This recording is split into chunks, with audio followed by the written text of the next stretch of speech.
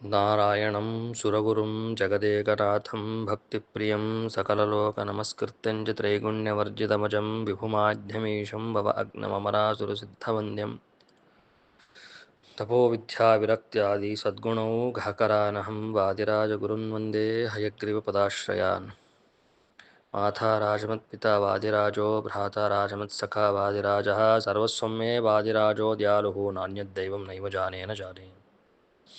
ಶ್ರೀ ಗುರುಭ್ಯೋ ನಮಃ. ದಾಸರಾಯರು ರುಜುಲೀಲೆಗಳನ್ನು ಎಷ್ಟೋ ಪ್ರಸಂಗಗಳಲ್ಲಿ ನಮಗೆ ತೋರಿಸಿಕೊಟ್ಟಿದ್ದಾರೆ. ಎಷ್ಟೋ ಪ್ರಮೇಯಗಳಲ್ಲಿ ರುಜುಲೀಲೆಗಳನ್ನು, ರುಜುತ್ವವನ್ನು ಹೇಗೆ ನಾವು ನಿರ್ಣಯ ಮಾಡಬೇಕು ಎಂಬುದನ್ನು ಸಾಕಷ್ಟು ಬಾರಿ ಸಾಕಷ್ಟು ಪ್ರಸಂಗಗಳ ಮುಖಾಂತರ ನಮಗೆ ತೋರಿಸಿಕೊಟ್ಟಿದ್ದಾರೆ. ಹಾಗೊಂದು ಎಷ್ಟೋ ಪ್ರಸಂಗಗಳನ್ನು ದಾಸರಾಯರು ನಮಗೆ ಶಾಸ್ತ್ರ ವಿಚಾರದ ಮೂಲಕ ತಿಳಿಸಿಕೊಟ್ಟಿದ್ದಾರೆ. ಭಗವಂತ ಶ್ರೀಹರಿ ಸರ್ವೋತ್ತಮ, ಸರ್ವಶಕ್ತ, ಸರ್ವಜ್ಞ. ಆದರೂ ಮಧುಕೈಟಭರಿಂದ ತಾನೇ ನೀಚನಂತೆ ವರಸ್ವೀಕಾರ ಮಾಡಿದ. ನಿದ್ರೆಯಿಲ್ಲದವ ಯೋಗ ನಿದ್ರೆಯಲ್ಲಿ ಮಲಗ್ತಾನೆ. ದೇವತೆಗಳ ಸೇವಕನಂತೆ ನಟಿಸ್ತಾನೆ. ರುದ್ರಾದಿಗಳನ್ನು ಬದಿಸಿದಂತೆ ತೋರಿಸಿಕೊಳ್ತಾನೆ. ಅವತಾರಗಳಲ್ಲಿ ನರನಂತೆ ನಟಿಸ್ತಾನೆ, ಋಷಿಯಂತೆ ಜಪಿಸ್ತಾನೆ. ಬದ್ಧನಂತೆ, ನಾನು ಎಲ್ಲರಿಗೂ ಬದ್ಧನಂತೆ ತೋರಿಸಿಕೊಳ್ತಾನೆ, ದುಃಖಿಯಂತೆ ತೋರಿಸಿಕೊಳ್ತಾನೆ. ಇದೆಲ್ಲವೂ ಶ್ರೀಹರಿ ಲೋಕನಿಮಿತ್ತ ಹಾಗೂ ಅಸುರಮೋಹನಾರ್ಥ ಲೀಲೆಯೇ ಆಗಿದ್ದು ಅವನ ಸುಜ್ಞಾನಕ್ಕಾಗಲಿ ಸರ್ವೋತ್ತಮತ್ವಕ್ಕಾಗಲಿ ಯಾವ ಬಾಧವೂ ಇಲ್ಲ. ಮುಮುಕ್ಷುಗಳು ಇವೆಲ್ಲ ನಟನೆಗಳೆಂದೇ ತಿಳಿದು ನಿಜವಾದ ಗುಣವನ್ನು ಉಪಾಸಿಸಿಯೇ ಮೋಕ್ಷವನ್ನು ಹೊಂದುತ್ತಾರೆ. ಮೇಲಿನ ನಟನೆಗಳೆಲ್ಲವೂ ಯಾವುದೂ ನಿಂದ್ಯವಲ್ಲ. ಅವುಗಳನ್ನು ಆರೋಪಿಸಿ ಭಗವಂತನಲ್ಲಿ ದೋಷ ಹುಡುಕೋದು, ದೋಷವನ್ನು ಹೇಳೋದು, ಪ್ರಮಾದವಶಾತ್ ದೋಷವೆಂದೇ ತಿಳಿದರೆ ಅದಕ್ಕೆ ನರಕಾದಿ ಅನರ್ಥಗಳೇ ನಡೆದು ಹೋಗುತ್ತೆ. ಇದೇ ರೀತಿ ಭಗವಂತನ ಮುಖ್ಯ ಪ್ರತಿಬಿಂಬರಾದಂತಹ ರುಜುಗಳು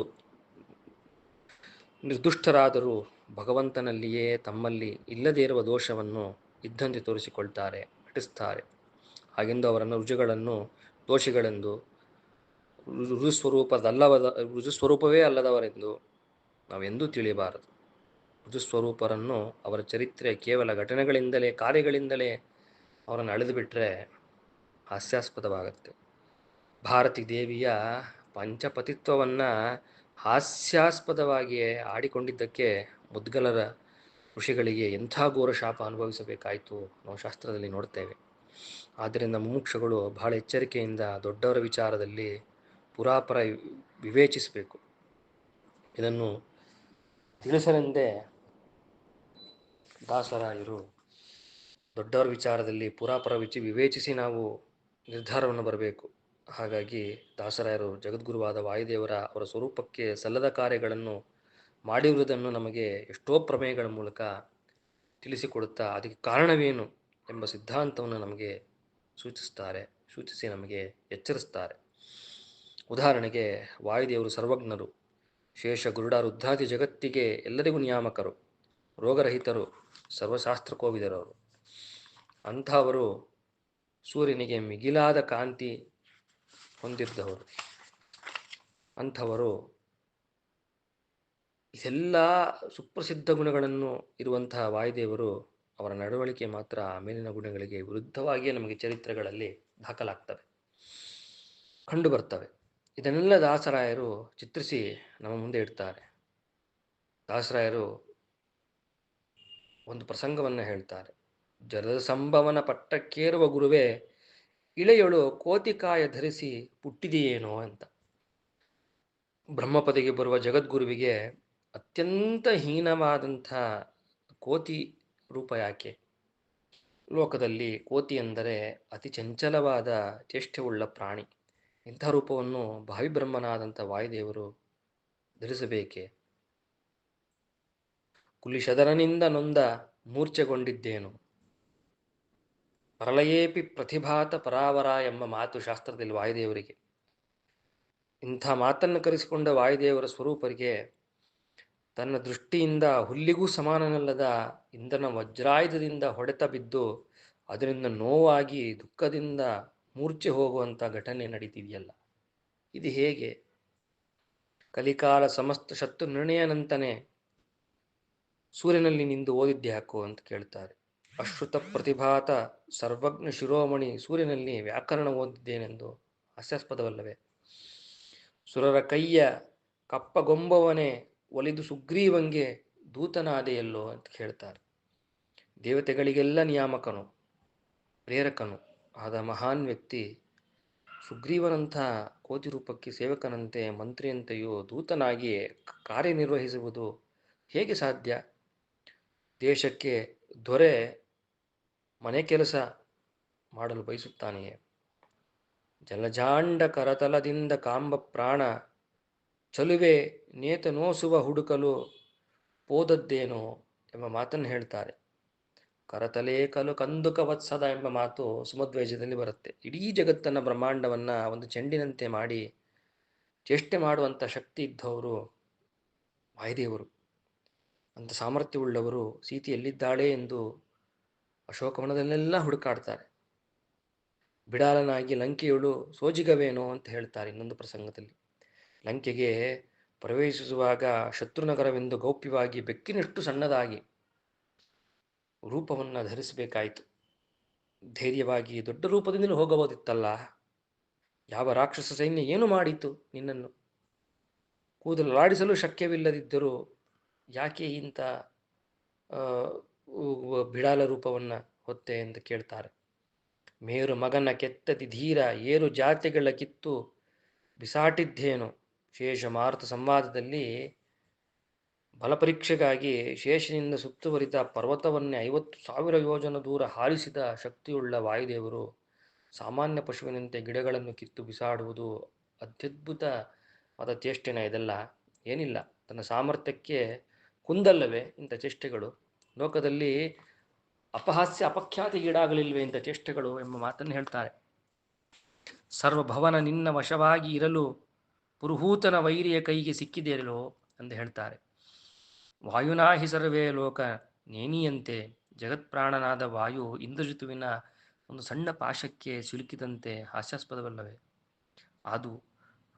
ಅದು ಶತ್ರುವಿನ ಅಸ್ತ್ರಕ್ಕೆ ಅವಮಾನದ ಘಟನೆ. ಸುರರ ಕಾಯ್ದ ಕರುಣಾನಿಧಿ ದುರುಳ ರಾವಣ ಸಭೆಯೊಳಂಜಿದೆಯಲ್ಲೋ. ದೇವತೆಗಳ ರಕ್ಷಣೆಗಾಗಿ ಹಾಲಾಹಲ ವಿಷಪಾನವನ್ನು ಅಮೃತದಂತೆ ಸ್ವೀಕರಿಸಿದಂಥವರು ವಾಯುದೇವರು.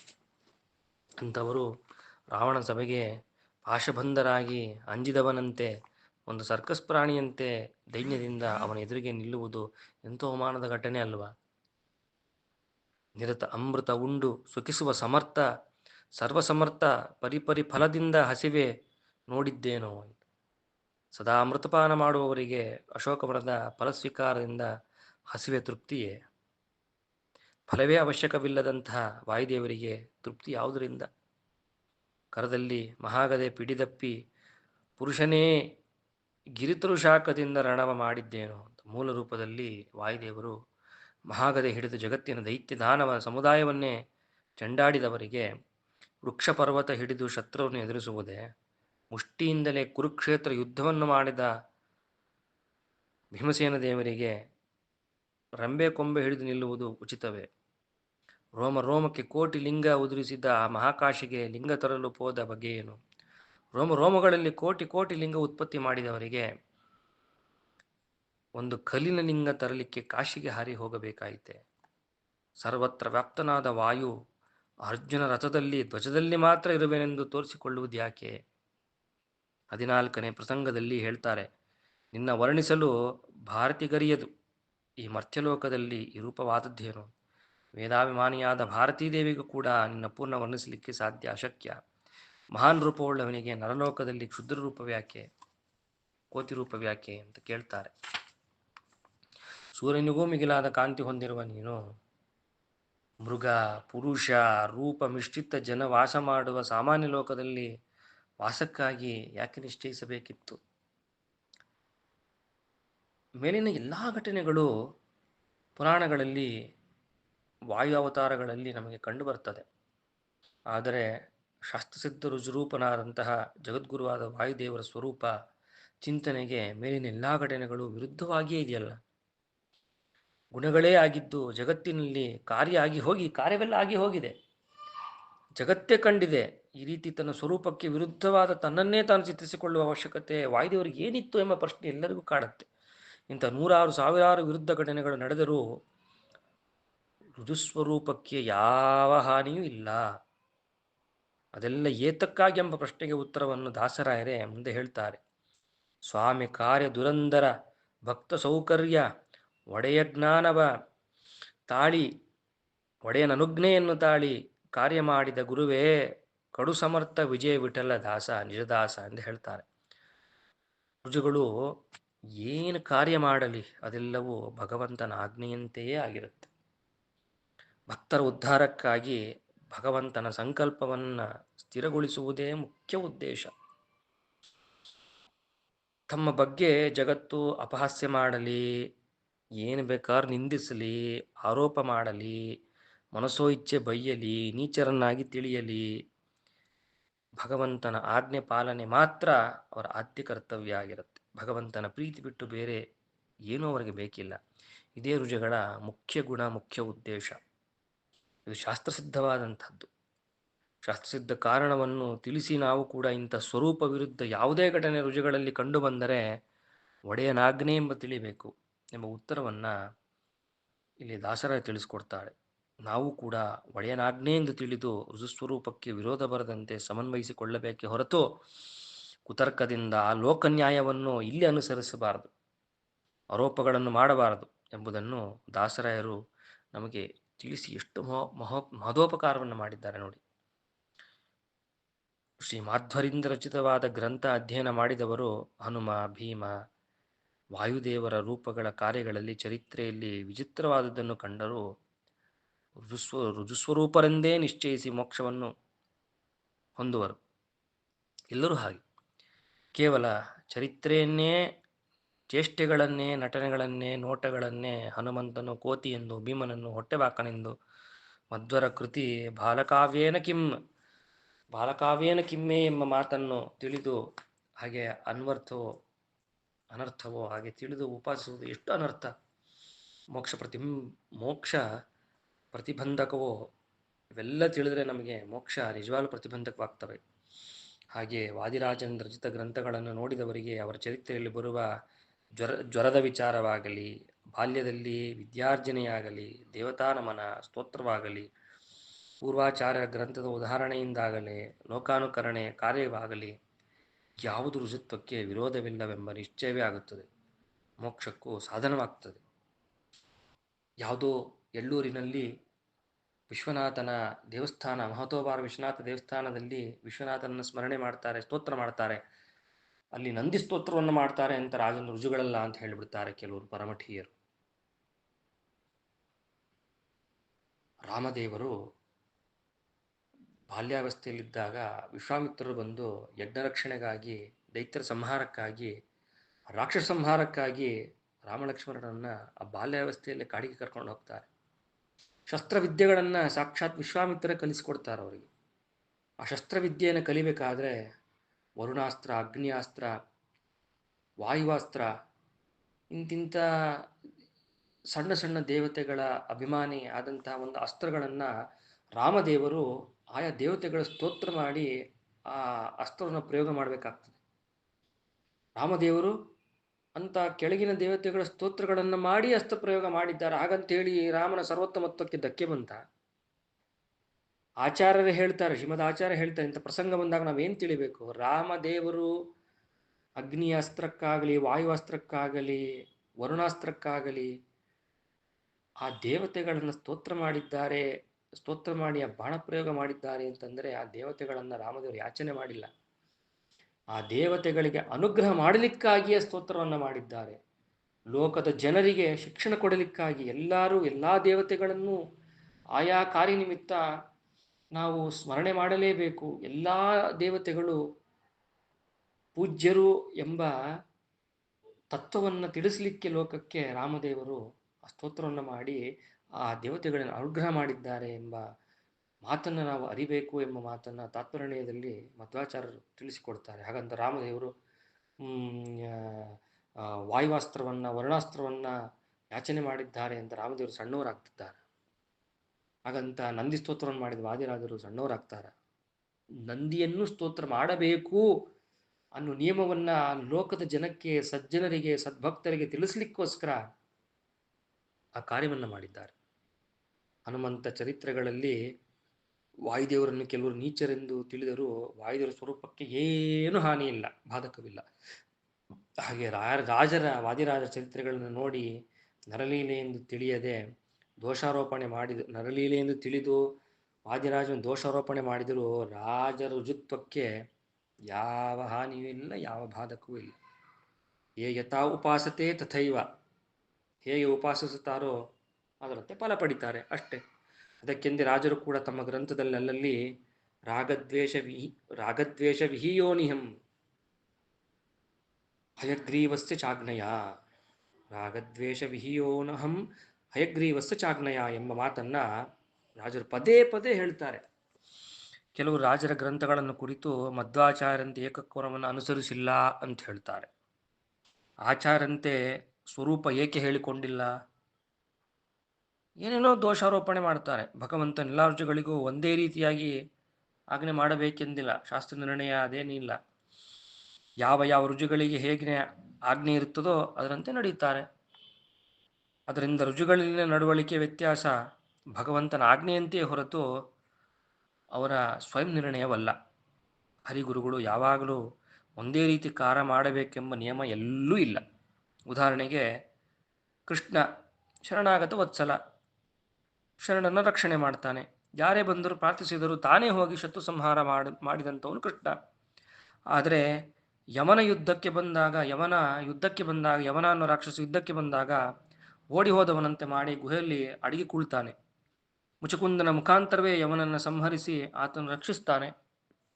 ಹಾಗಂತ ಹೇಳಿ ಕೃಷ್ಣ ಸರ್ವೋತ್ತಮ ಅಲ್ಲ ಅಂತ ಹೇಳಲಿಕ್ಕಾಗ್ತದ? ದದೀತಿ ಋಷಿಗಳ ಒಂದು ಪ್ರಸಂಗ ಬಂದಾಗ, ದದೀತಿ ಋಷಿಗಳ ಬೆನ್ನು ಮೂಳೆಗಳು ವಜ್ರಾಯುಧವನ್ನು ನಿರ್ಮಾಣ ಮಾಡಲಿಕ್ಕೆ ಬೇಕು ಅಂದಾಗ ಇಂದ್ರಾದಿ ದೇವತೆಗಳೆಲ್ಲ ಹೋಗಿ ಒಂದು ಋಷಿ ಕಕ್ಷೆಗೆ ಬರುವಂಥ ದದೀತಿ ಋಷಿಗಳಲ್ಲಿ ಸ್ಮರಣೆ ಮಾಡಿ ಸ್ತೋತ್ರ ಮಾಡಿ ಅವರನ್ನು ಬೇಡಿಕೊಳ್ತಾರೆ. ಹಾಗಂತ ಹೇಳಿ ಇಂದ್ರದೇವರಲ್ಲ, ಅವನು ಕೆಳಗಿನ ಋಷಿ ಕಕ್ಷೆಯಲ್ಲಿರುವಂಥ ಸ್ತೋತ್ರ ಮಾಡಿದ್ದಾರೆ ಅಂತ ಹೇಳಿ ಇಂದ್ರಾದಿ ದೇವತೆಗಳಲ್ಲ ಅಂತ ಹೇಳಲಿಕ್ಕಾಗ್ತದ? ಸಮರ್ಥ ಅಪಿಯಾಚಂತೆ ದೇವ್ಯಾ ಮುನ್ಯಾದಿಕಾನ್ ಕ್ವಚಿತ್ ಆಗ್ನೇವ ಹರಿಸ್ತೇಷಾಂ ಯಶೋರ್ಥಮಪಿ ನಾಣ್ಯತಾ. ಮಧ್ವಾಚಾರ್ಯ ಹೇಳಿದಂಥ ಮಾತು.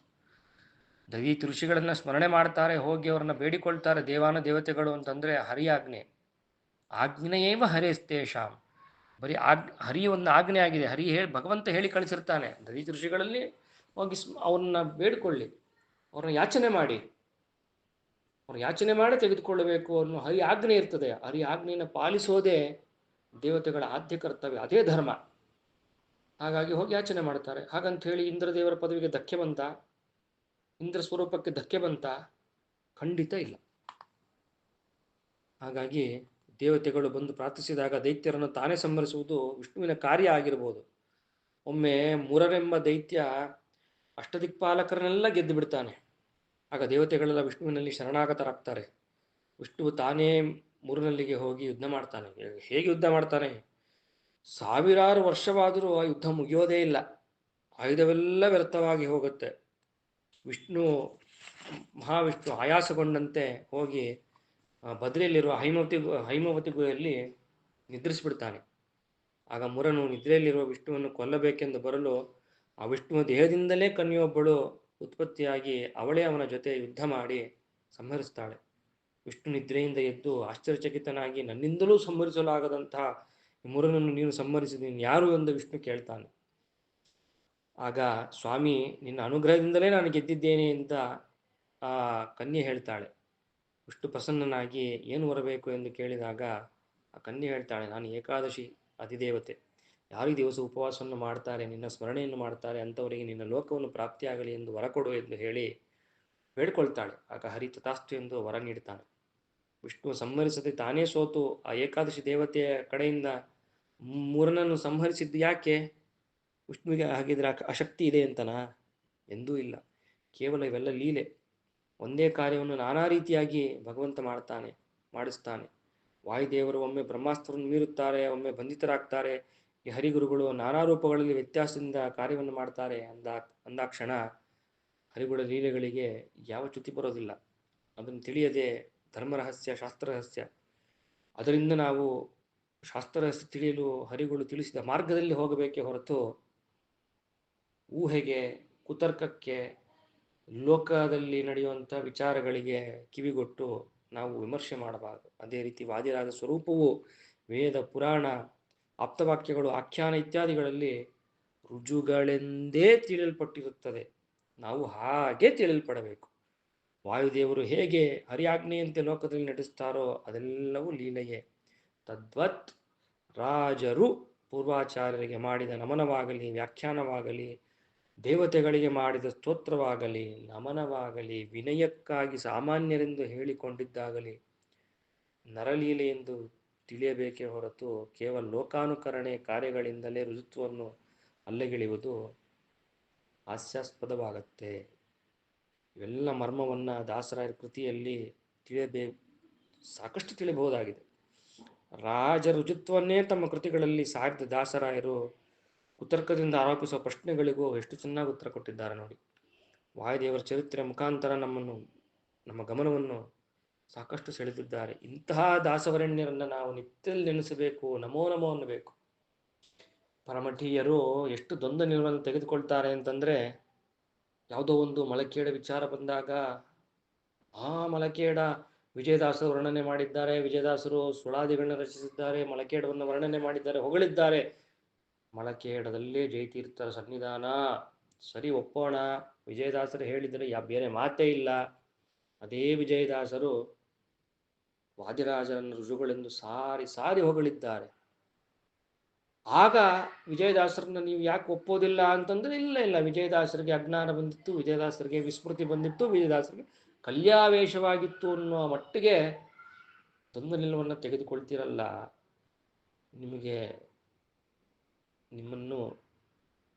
ನಿಮ್ಮ ಬಗ್ಗೆ ಮಾತಾಡಿದರೂ ನಮ್ಮ ನಾಲಿಗೆ ಹೊಲಸಾಗ್ತದೆ. ಹಾಗಾಗಿ ದಾಸವರಣ್ಯರನ್ನು ನಾವು ಗೌರವಿಸಿ, ದಾಸವರಣ್ಯರು ಹೇಳಿದಂಥ ಮಾತನ್ನು